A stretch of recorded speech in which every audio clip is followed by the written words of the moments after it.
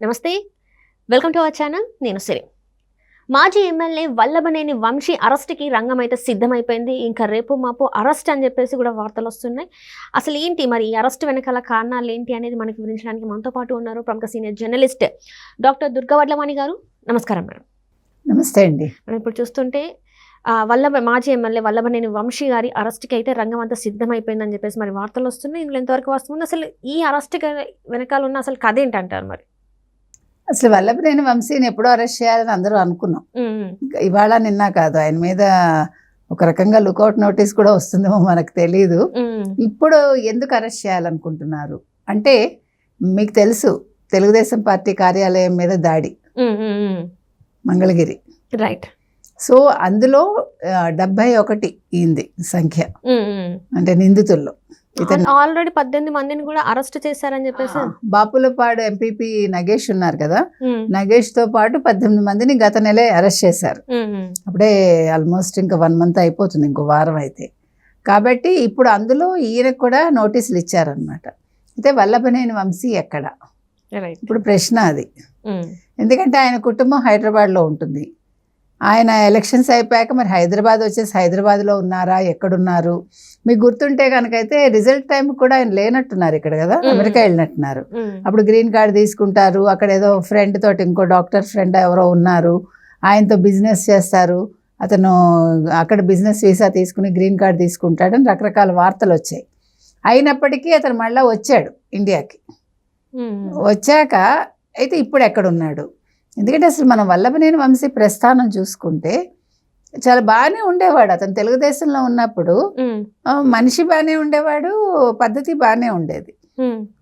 19లో అతను తెలుగుదేశంలో నెగ్గి పెద్ద మెజార్టీ కూడా ఏం రాలేదు, 1000 కంటే తక్కువే వచ్చింది అతనికి. ఆ మెజార్టీ వచ్చాక ఇతను కొడాలి నాని ఫ్రెండ్ కదా, కొడాలి నాని ఇన్ఫ్లుయెన్స్ తోటి వైసీపీలోకి వెళ్ళిపోయాడు. వైసీపీలోకి వెళ్ళిపోయాక రెచ్చిపోయాడు మనిషి. అంటే అప్పటి వరకు ఇలాంటి స్వభావం లేదంటారా? ఇంత ఘోరంగా లేడు. మనకి గుర్తున్నంత మట్టికి, మనకు తెలిసినంత మట్టికి మనిషి కొంచెం సౌమ్యుడిగా ఉండేవాడు. మరీ అంత అగ్రెసివ్ లేకపోతే ఇట్లాగ రెచ్చిపోవటం ఇప్పుడు అంటే అది మరి భయం కొద్దీ చేశాడా అనేది కూడా ఆలోచించాలి. ఇప్పుడు మనకి వైసీపీలో ఏం జరిగిందంటే, కొంతమందిని ప్రలోభ పెట్టి, కొంతమందిని భయపెట్టి వాళ్ళు చేర్చుకున్నారు. మనం చూసాం గత 5 ఏళ్లలో ఎవరెవరు ఎలా బిహేవ్ చేశారో. ఇప్పుడు కూడా మనం అనలైజ్ చేసుకున్నాం అనుకోండి, నిజంగా ఈ తిట్టిన వాళ్ళందరూ అంత చెడ్డవాళ్ళ? ఎవరు? అంబటి రాంబాబు కావచ్చు, మరొకళ్ళు కావచ్చు. సరే, కొడాలి నాని ఫస్ట్ నుంచి ఒకే పందాలో ఉన్నట్టున్నాడు. అతను తెలుగుదేశంలోంచి వచ్చిన వాడే కానీ అతను నోరు వేరు, అతని ప్రత్యేకత. కాకపోతే కొంతమంది మాత్రం ఇంకా తప్పనిసరి పరిస్థితుల్లో, అంటే వైసీపీ అధినేత జగన్మోహన్ రెడ్డి కోసం వీళ్ళందరూ కూడా వీళ్ళు ఇలా మారారు అంటే వాళ్ళ రాజకీయ ఎదుగుదల కోసం ఈ రకంగా మారారు అనేది మనకి ఇప్పటికి కూడా కనిపిస్తుంది. లేకపోతే అందరూ అంత ఘోరమైన మనుషులు మాత్రం కాదు. గత చరిత్ర మనం తీసుకున్నామంటే ఇంత ఘోరంగా అయితే ఎవరు లేరు కదా. ఇలా ఉండుంటే అసలు ఇంతకాలం వాళ్ళు రాజకీయాల్లో ఉండరు కదండి. అయితే ఈ వల్లభనేని వంశీ కూడా ఒకప్పుడు ఇంత ఘోరమైన మనిషి అయితే కాదు. కానీ వీళ్ళకి బిజినెస్లు ఎప్పుడైతే ఉన్నాయో, వ్యాపారాలు, ఈ వ్యాపారాలు ఎక్కడ దెబ్బ కొడతారు అనే భయంతో కూడా, ప్లస్ కొడాలి నాని లాంటి వాళ్ళ ప్రోద్బలంతో ఈయన వైసీపీలోకి రావడం. మీకు తెలుసు చంద్రబాబు కుటుంబం మీద అతను చేసిన వ్యాఖ్యలు కావచ్చు, మరొకటి కావచ్చు, అతనంటే ఒక విధమైన ఒక అసహ్యం అనేది మనుషుల్లో వచ్చింది, ప్రజల్లో. ఇప్పుడు నువ్వు రాజకీయం చేసుకోవటం వేరు, రాజకీయం కోసం నువ్వు ఆడవాళ్ళని తీసుకొచ్చి మాట్లాడటం వేరు కదా. ఏదైనా ఉంటే వాళ్ళ ఏం చేశారు, ఏం చేయలేని మాట్లాడాలి. నువ్వు తేల్చుకోవాలి, వ్యక్తి తేల్చుకోవాలి. అంతేగాని ఎక్కడో ఉండే ఇంట్లో మనుషులను తీసుకొచ్చి ఆడవాళ్ళని మాట్లాడటం అనేది అది ఎంత కుసంస్కారం అండి. ఆ రకంగా చేశారు వీళ్ళు. మీరు ఇంకోటి గమనిస్తే, ఈ తిట్టిన వాళ్ళిద్దరూ కమ్మవాళ్లే, గమనించారా? మనం మాట్లాడుకుని తీరాలి. క్యాస్ట్ ఎందుకు అని అనుకోవద్దు. ఇక్కడ క్యాస్ట్ ఎందుకంటున్నామంటే, రెడ్లు చేసిన పని చెప్తున్నా. ఇక్కడ జగన్మోహన్ రెడ్డి చేసిన పని, మీరు జగన్మోహన్ రెడ్డి హయాంలో మొత్తం ఇప్పుడు మనం అనలైజ్ చేసుకుంటే, అసలు ఇప్పుడు ఒక రీసెర్చ్ కూడా చేయొచ్చు. రెడ్లందరూ కూడా వీటిలలో ఇరుక్కున్నారు. దేంట్లో? కుంభకోణాల్లో. మీరు అబ్జర్వ్ చేయండి. కొడాలి నాని, వల్లభనేని వంశీ తిట్లలో ఇరుక్కున్నారు. ఈవెన్ అంబటి రాంబాబు. అవునా కదా? వాళ్ళ ఆ జరిగిన కుంభకోణాల్లో ఎక్కడైనా వీళ్ళ పేర్లు ప్రస్తావన ఉందండి? లేదు కదా. ఈవెన్ రోజా మీద కూడా మీకు 100 crores ఉంది. అవును, ఆడదాం ఆంధ్రాది. అవును. కానీ వీళ్ళెవరు ఇన్వాల్వ్మెంట్ లేదు. బొత్స కూడా లోకల్గా రాజకీయాలు చేసుకున్నాడు, లోకల్గా ఏమైనా స్కాములు చేసుకున్నాడు తప్ప ఇలాంటి స్కాములు అంటే ఆ స్కామ్లలో కూడా వాళ్ళదే అగ్రస్థానం అవ్వాలనుకున్నారా? అయి ఉండొచ్చు, మనకు తెలియదు. ఇప్పుడు అంటే ఇది మనం ఇప్పుడు కొత్తగా మనం అనలైజ్ చేస్తే వచ్చిన విషయాలు ఇవన్నీ. జవహర్ రెడ్డి 800 ఎకరాలు ఎక్కడ భోగాపురం దగ్గర అసైన్ భూములు. అంటే మీరు ఇవాళ Venkatareddy, Vasudev Reddy. So if you see entire ఇది రెడ్లందరూ ఈ కుంభకోణాల్లో ఉండి అంటే వాళ్ళు మొత్తం దోచేసుకుని ఈ కమ్మ వాళ్ళని లేకపోతే మిగతా క్యాస్ట్ వాళ్ళని బకరాలు చేశారా? ఆ రకంగా వల్లభనేని వంశీ కూడా తప్పనిసరి పరిస్థితుల్లో వెళ్ళి, ఎందుకంటే వల్లభనేని వంశీ అండ్ కొడాలి నాని వ్యాపార సంబంధాలు ఉన్నాయి వాళ్ళకి, ఏదో సినిమాలకు సంబంధించి మరొకటి వాళ్ళిద్దరికీ ఉంది, స్నేహం ఉంది. కాబట్టి ఆ రకంగా వ్యాపారాలు కాపాడుకోవటానికి ఏమన్నా చేశారా?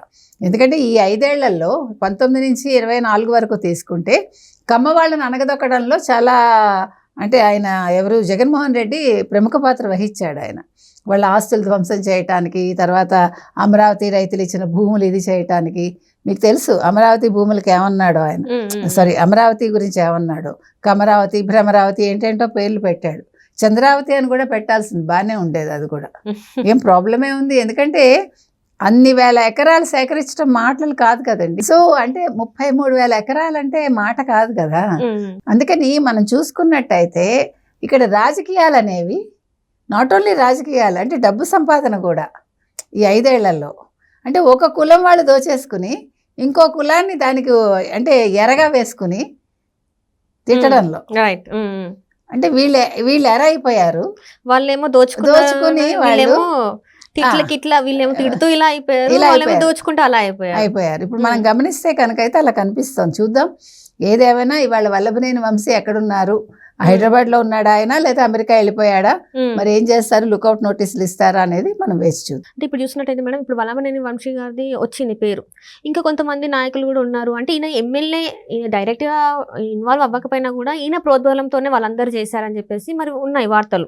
ప్రత్యేకంగా వెళ్ళకపోయినా దాడికి ఈయన ప్రలోభ పెట్టడం వలన వాళ్ళందరూ వెళ్ళారని చెప్పేసి కూడా మరి వార్తలు వస్తున్నాయి. ఇంకెవరైనా నేతల పేర్లు వచ్చే అవకాశం ఉంది? అంటే నేతల కంటే కూడా వల్లభనేని వంశీ మీరు చెప్పినట్టు డైరెక్ట్ ఇన్వాల్వ్మెంట్ లేదు. కాకపోతే ఏం జరిగిందంటే ఆయన ప్రోద్బలంతో ఇది జరిగింది. అప్పుడు ఉండే పోలీస్ ఆఫీసర్స్ కూడా అందరూ ఈయనకు కావాల్సిన వాళ్ళని మనం విన్నాం.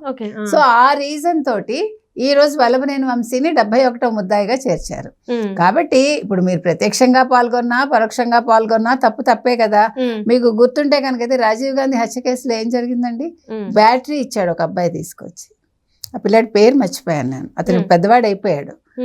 అతనికి తెలియదు ఎందుకు ఇస్తున్నాడు. బ్యాటరీ తెమ్మన్నారు, తెచ్చి ఇచ్చాడు అంతే. ఆ రోజు తాను ఇదిలో అంటే తాను అన్నావిడ ఇది చేసింది కదా ఆ పిల్ల, అమ్మాయి చిన్నపిల్ల. సో ఆ బ్యాటరీ ఇచ్చినందుకు అతను ఇటీవల కాలంలో రిలీజ్ అయ్యాడు, గత సంవత్సరం ఎప్పుడో.